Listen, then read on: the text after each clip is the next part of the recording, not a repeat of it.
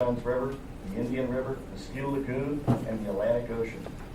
This will be manual speech number 7 for Carson, and it's his research speech.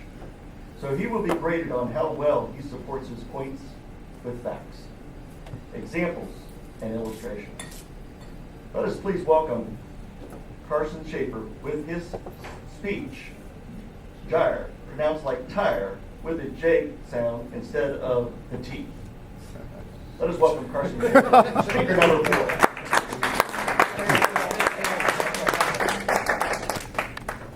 I want everybody to close their eyes, really. Close your eyes, sit back, relax. Imagine you're looking at a sun-drenched tropical island in the center of the Pacific Ocean. It's a big island. It's larger than Texas. Gentle breezes temper the sunlight. Cries of island birds fill the air. Everybody see it? Yeah. Okay, go ahead and open your eyes. The island isn't a dream. It's real. It's bigger than Texas. It's in the middle of the Pacific Ocean, and it is made entirely of plastic trash.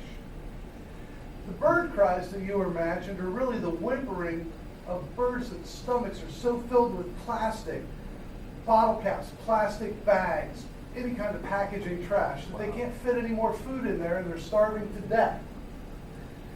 Members of the head table, fellow Toastmasters and guests, I'm talking about the Great Pacific Gyre. The gyre is also known as the Great Eastern Garbage Patch, and it's a collection of exceptionally high concentrations of suspended plastic particles. These particles have been trapped by the currents of the Pacific Ocean. So, what the heck is a gyre? Well, gyres are very still areas in the middle of oceans where there's very little wind, very little current, and there's not a whole lot of upwelling of deep ocean currents. UPI professor Steve DeHaan said that a gyre is the deadest spot in the ocean. Sailors avoid it because there's no wind.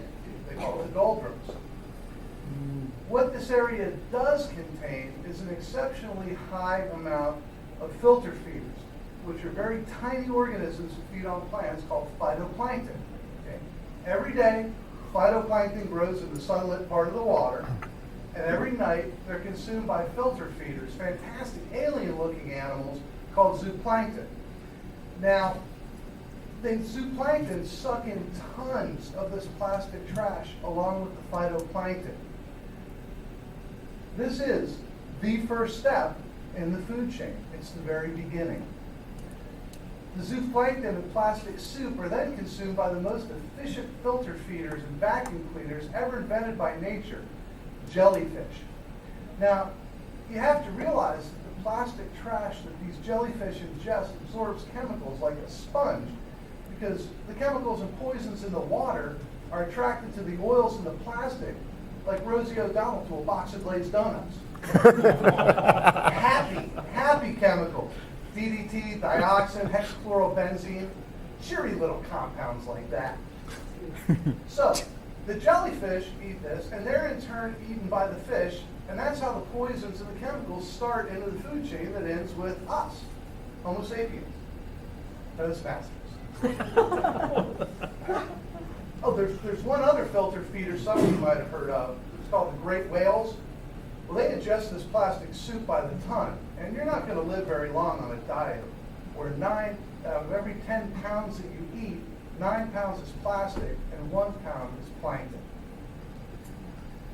Even though the gyre is larger than the state of Texas, you can't see it from any satellite footage because it's made up of very, very small pieces of plastic that are floating just on or just below the surface of the ocean. This is because, unlike most trash that you're familiar with, plastic doesn't biodegrade. It has a process called photodegradation, which means that the sun breaks down plastics. Everybody lives in Florida, you know what happens to the kids' toys out in the yard. It breaks them down into progressively smaller and smaller and smaller pieces until they're the size of individual molecules, but they're still too tough for anything, even bacteria, to absorb. And for the past 60 years, all this plastic has made its way into the Pacific Ocean, the Atlantic Ocean, you saw the gyre chart, accumulating as a kind of swirling sewer in the middle of all the oceans, especially the Pacific. Trash takes about a year to get there from Asia, and it takes about 5 years to get there from the west coast of the U.S. It's California.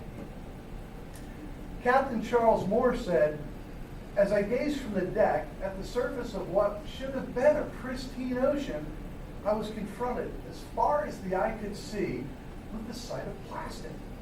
It seemed unbelievable, but I never found a clear spot. In the week it took to cross the subtropical high, no matter what time of day I looked, plastic debris was floating everywhere. Bottles, bottle caps, wrappers, fishing floats, a gallon bleach bottle, plastic coat hanger with a swivel hook, a cathode ray tube for a 19-inch television, a truck tire mounted on a steel rim, a menacing Medusa of tangled net lines, a drum of hazardous chemicals, and an inflated volleyball." Might have been Wilson. The gyre is part of the deep ocean realm, whose ability to absorb, hide, recycle anything has been always thought of as limitless, but that was before plastics. Our society has made us hopelessly addicted to plastic, and we can't avoid it. The products that we use every day, packaging, plastic wrap, even our clothing is made out of plastic, and it's designed to defeat bacterial and photodegradation.